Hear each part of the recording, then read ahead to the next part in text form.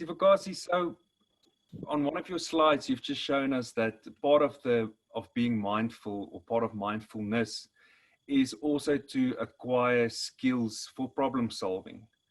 And that is what Business Rescue will bring to the table for your viewers.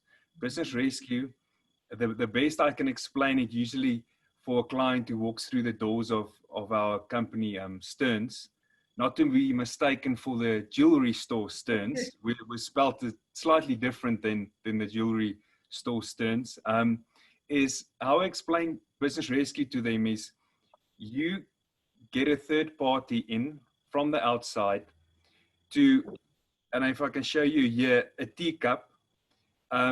If your business is in Business Rescue, think of it as a teacup with tea inside. And our approach at Sturns with Business Rescue is to save the tea inside and not the cup. So what I mean by that is Business Rescue will allow you to, if the tea inside is your intellectual property, the history of your business, your cash flow, your assets, your employees, we save what's inside and we change the cup on the outside. You can either transfer the tea from the one cup into a different cup. So we change the mold and the shape of the company on the outside.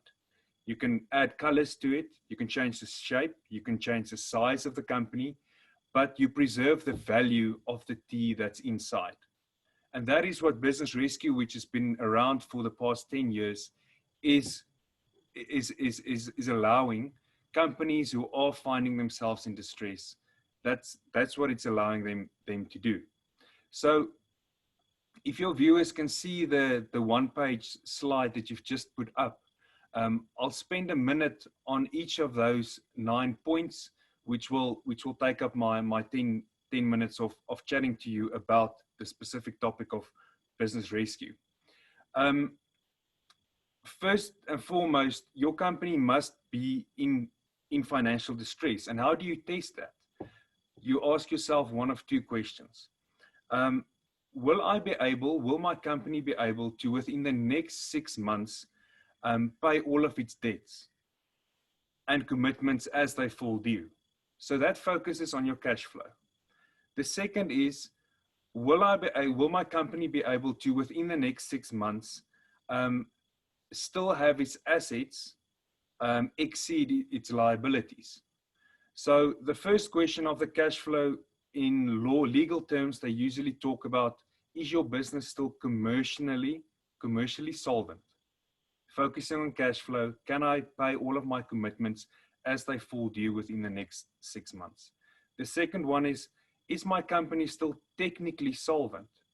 Will my assets always exceed my liabilities for the next 6 months? If your answer is yes to one of those two questions, then yes, your business is financially distressed. The next question on that slide that you would have to ask yourself is whether there is a reasonable prospect of rescuing my business. If there isn't a reasonable prospect, then I can't go for Business Rescue. So you need two things to answer this question of whether a reasonable prospect exists for rescuing my business. There must be reasonable grounds for believing that there is a reasonable prospect. And secondly, you must be able to demonstrate that it is probable that you will be able to save this company if you do put it into Business Rescue. The goals of Business Rescue, there are two main goals. You restructure the affairs of your company so that you can, number one, return it to solvability. Get it solvent again. If you can't do that, then at least number two is you must aim to provide a higher payout or a higher dividend to your creditors than they would receive if you put your company into liquidation today. Those are the two aims of Business Rescue. Number one, restructure the affairs, redesign the teacup so that the company will continue to trade on a solvent basis. If not, number two, restructure your affairs in such a way that you can at least pay your creditors a lot more than they would receive if you put the lock on the doors today and close your business. Number 4, just quickly, how the business rescue process works. If you do put your business into rescue, the main benefit is that you get temporary supervision of your company. And that supervision is taken by a third party who comes in, a business rescue practitioner. Secondly, a huge benefit of the business rescue process is what they call in law a temporary moratorium on any legal action against your business. So it keeps the wolves at bay. Creditors can't act on their rights by suing you, liquidating you, and dragging you to court. It forces them to take part in a business rescue process, forces them to come and sit around a table with you and the business rescue practitioner and come up with a plan on how you're going to save your business so that at the end of the day, you can pay your creditors back. And then thirdly, part of the business rescue process is the development of a business plan, a business rescue plan.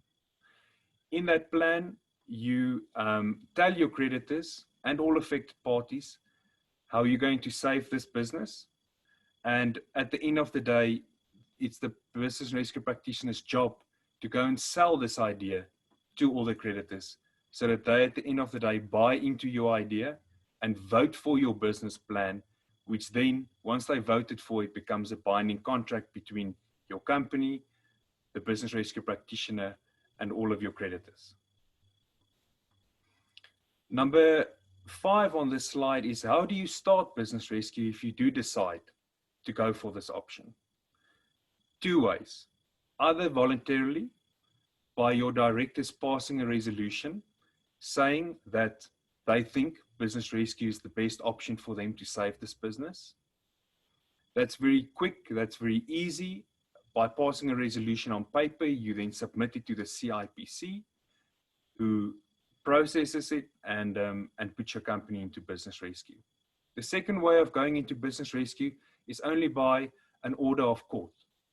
And that is when one of your hostile or more aggressive creditors feel that the best way for them to get payment out of your company is by them approaching the court directly and telling a judge that, listen, dear judge, we need that company to be put into business rescue.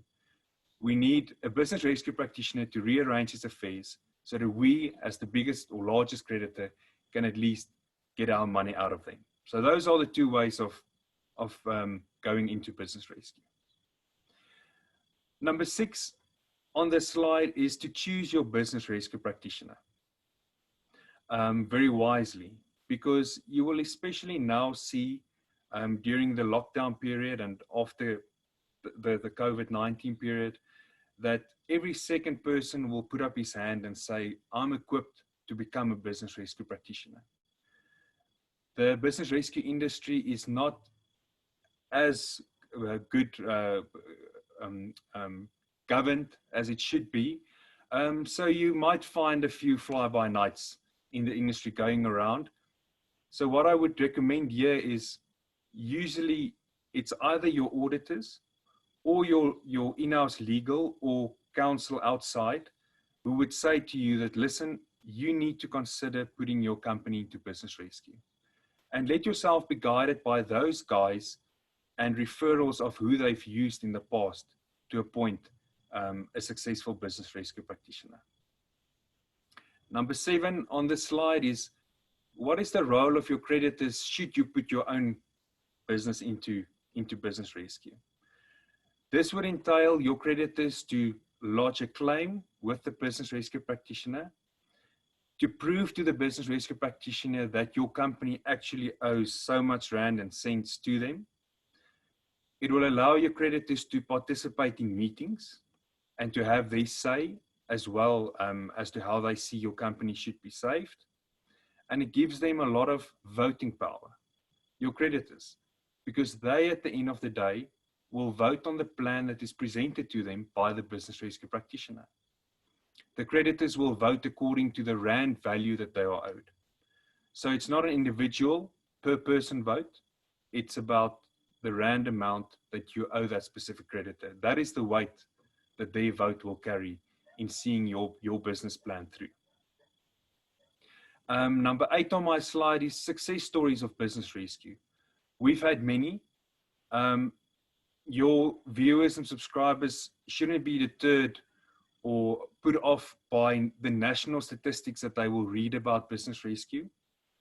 I think if you go and Google now, you will see that in South Africa, Business Rescue has a success rate of, say, 20%. But especially in a company like ours, where we exclusively focus on the turnaround of businesses, we tend to be very picky about the ones that we do take on, which assignments and which matters we accept, because you do get nominated by the CIPC as these cases come across their desk, and then the CIPC would ask you, do you accept this appointment as a business rescue practitioner? And you can then say yes or no. So we tend to be very picky about the ones we take on.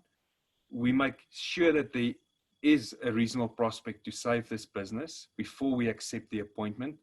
And that is, at the end of the day, made sure that our company has had a success rate of in excess of 75, almost 80% of successful rescues on all the matters that we've taken on. One of the reasons I've also asked Kim to join us on this panel of speakers is because his business, his company, was one of these success stories that we did about 5 years ago. So yes, in short, I will hand it over to Kim so that he can maybe tell you the benefits that his company enjoyed from Business Rescue. But in summary, if your business and you need breathing space and need an expert to come in and restructure the affairs of your business and save the tea and not the cup, then Business Rescue is definitely a great option to go for. It's been around now for 10 years. It was implemented and rolled out in South Africa on the 1st of May in 2011. So we've been around the block. A lot of case law has been built up over these last 10 years, which has made Business Rescue really a viable option.